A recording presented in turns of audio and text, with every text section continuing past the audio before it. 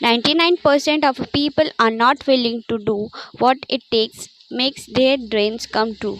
The Marines have a saying, everybody wants to go to heaven, but nobody wants to die. The center of bringing any dreams into frictions is self discipline. Sometimes as simple as food and eating. It's not about your body as much as it's about your mind. It's getting commands of your mind to be able to choose actions that are in your own best interest. Every day we are choosing stuff that's not in our own best interest. So if the world is attacking you and the world wants to fight you and the world's trying to hold you down, so you're gonna kick yourself in the ball, so you will stop yourself from getting what your dreams. And I think the word discipline has kind of gotten a bad name. We think about it in a term of punishment. I'm not talking about discipline in that way. I'm talking about discipline in the sense that you forego immediate pleasure of the exchange of long term self respect. I believe that self discipline is the definition of self love. That when you say that you love yourself, that means that you have believed behavior toward yourself that is loving. Self discipline is the center of all material success. You cannot win the war against the world if you can't win the war against your own mind. Self love is when you say to yourself, man, look, I know you and the girl got a real connection. I know why I all vibes, but that's your girl cousins. So I love you too much to let you do that. It's like you say to yourself, hey man, look, I know you want to eat that pizza and it will be really good, but I can't let you eat that, man, cause if you eat that pizza, you will gonna feel like crap, you know. And I love you too much to let you eat that. Self love is a look.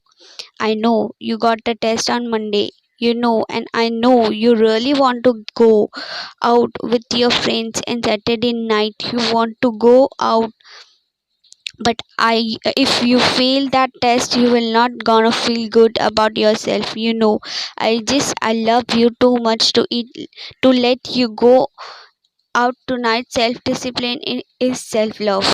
If you want to be happy, you have to love yourself, which means you have to discipline your behavior. The road to sustained happiness is through disciplining your behavior. We tend to base our self-esteem on what other people think, and that's not really a self-esteem. Self-esteem is supposed to be how we feel about ourselves, and I was just saying how dangerous it is to allow other people to determine how you are going to feel about you. And it's kind of like looking into a broken mirror. You're gonna look in a broken mirror and then change your face to try to look good in the filed busted broken mirror. And it's just other people's opinion. There are really crappy way to determine how we feel about ourselves.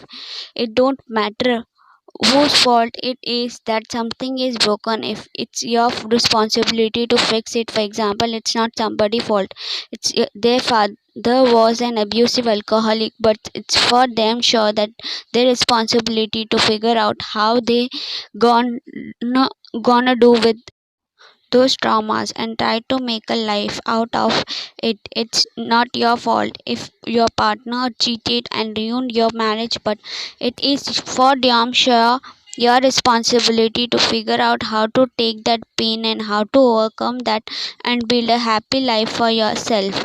Fault and responsibility do not go together. It sucks, but they don't.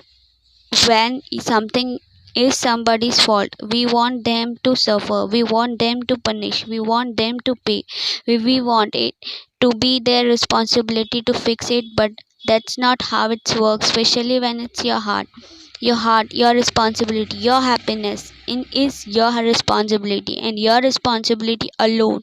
As long as we are pointing the finger and stuck in whose fault something is. We are jammed and trapped into victim mode. When you are in victim mode, stuck in suffering, the road to power is in taking responsibility. Your hearts, your life, your happiness is your responsibility, and your responsibility alone. You can make a person smile, you can make a person feel good, you can make a person laugh, but whether or not a person is happy is deeply and totally and utterly out of your control. The prerequisites for spending time with any person is that they nourish and inspire you. They feed your flame. Look at your last five text message. Are those people feeding your flames or dosing your fire? Put your phone down for just a second and look around. Look to the people around you. Are those people throwing logs on your fire or they pissing on it? I want my life. I want my work, my family. I want it to mean something, and it's like it has. If you are not making someone else's life better, then you are wasting your life. The separation of talent and skill is one of the greatest misunderstood concept for people who are trying to excel, who have dreams that want to do things. Talents you have naturally, skills is only developed by hours and hours and hours of beating on your craft. You don't try to build a wall, you don't set out to build a wall. You don't say I am biggest baddest greatest wall that's ever been built. You don't start there. You say I'm gonna lay this brick as perfectly as a brick can be laid. There will not be one brick on the face of the earth that's gonna be laid better than these bricks that I'm gonna lay in this next 10 minutes. And you do that every single day, and soon you have a wall. And I think psychologically the advantage that gives me over a lots of people that I have been in competition with in different situation is it's difficult to take the first step. When you look how big the task is, the definition of who I am is very clear to me, and it is also redefined who I want to be in that. I know for a fact that I'm stronger than I thought I was. You know, you can't help but ask yourself the question, what would I do if I was in Muhammad Ali's shoes? I am motivated by fear. I hate being scared to do something, and I think what developed in my early days was the attitude that I started look attacking things. I was scared. Why were you scared in your beds the night before? Why did you want do your needs? That fear for just doing don't go. Why are you scared in your bed 16 hours before you jump? Why are you scared in the car? Why could you not enjoy breakfast? Fear is fear of what? You are now nowhere even near the aeroplane. I think up to the stepping out, there is actually no reason to be scared. It's only just ruins your day. You don't have to jump, and then in that moment all of a sudden where you should be terrified is the most blissful experience of your life. And God placed the best thing in life on the other side of terror.